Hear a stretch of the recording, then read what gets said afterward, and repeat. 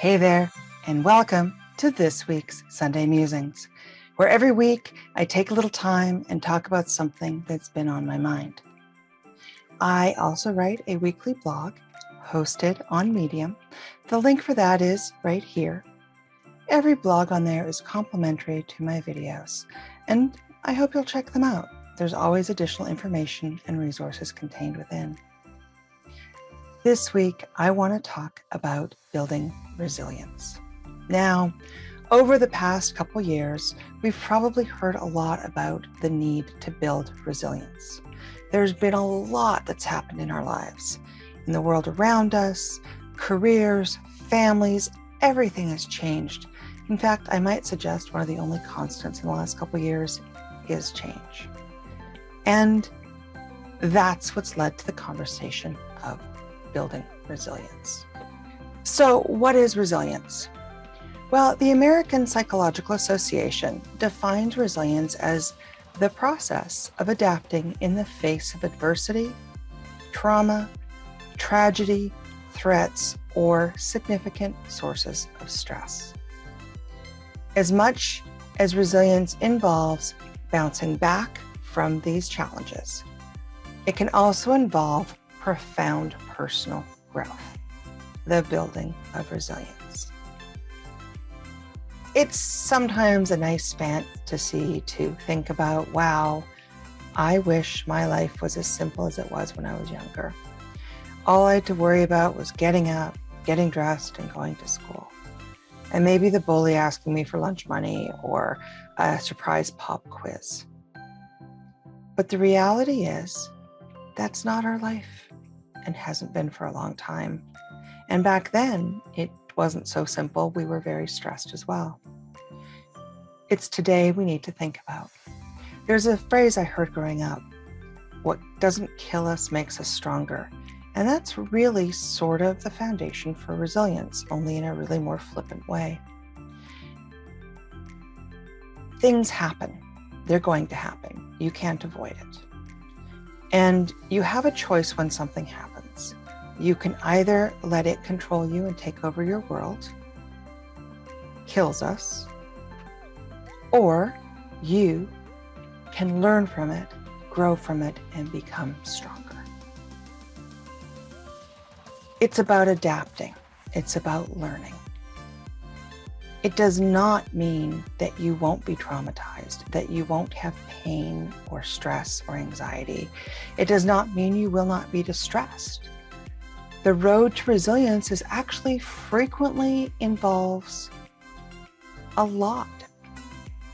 In fact, the road to resilience frequently involves considerable emotional distress. You have to break things up in order to build them up stronger. There are really 4 essential components to resilience. The connections in your life, your family, your friends. You need to focus on building those so that you have a solid support network who can be there for you. That doesn't mean just your partner or your friends or your family, but outside resources as well. Your work colleagues can be a great sense of foundation and of support.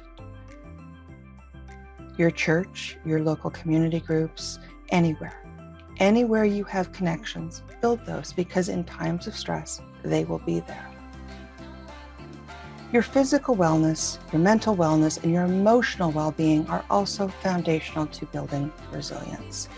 That means you need to take care of you.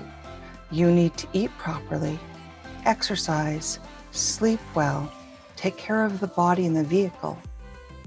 And when you do that, that will help you be in a better position to have better mental health. That does not negate the need for potentially going to therapy and counseling, but you need to make sure that all of you is taken care of, mind and body. And if you're spiritual, you need to make sure that you are taking care of your spiritual well-being as well.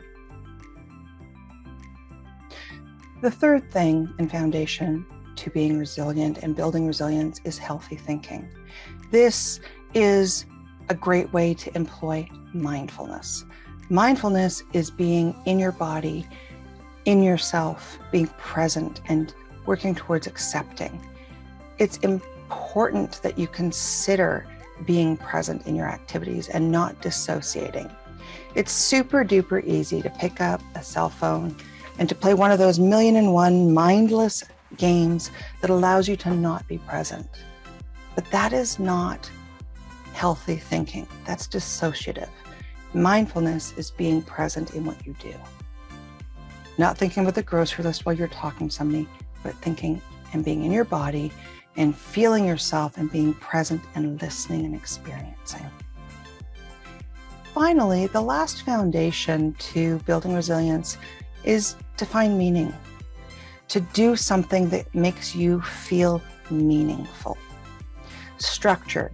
If you find yourself spinning because there's not something to do, find a hobby, volunteer for an organization, decide to become a big brother or big sister to somebody. Find something that gives you a direction to head in, that gives you some structure and makes you feel valued. These are all incredibly important things to help you build perspective. So when the world around you is in fluctuation, you can sort of roll with the punches instead of falling down and having a hard time getting back up. This is all about building resilience.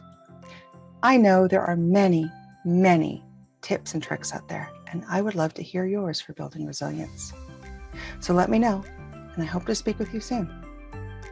And until next week, please take care, stay safe, and I'll see you soon.